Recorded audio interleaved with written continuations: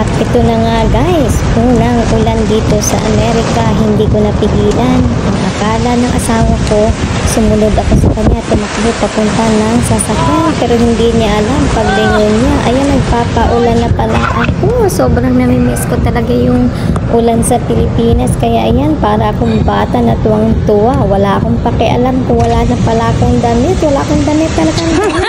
Ayan, wala siyang magawa kundi tumatawa na lang. Ayan guys, sobrang tuwang-tuwa ako dyan.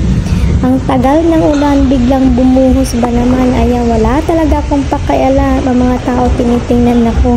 Siguro ang iniisip nila, ano bang nangyayari dito sa Pilipinas ito? Ayan guys, wala na talaga akong pakialam. Basta naliligo ako sa ulan. First time kong naliligo sa ulan sa Amerika. Kaya ito talagang hindi ko na talaga tinigilan. Nasa labas ako. Look at this crazy woman. Matapos yung ulan, ayan, pasayaw-sayaw pa ako.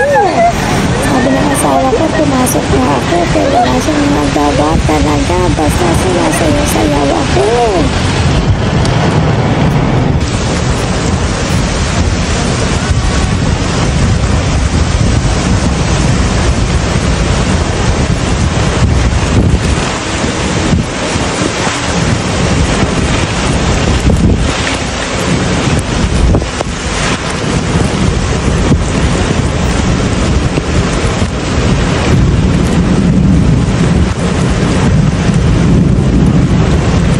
Ha ha ha ha ha.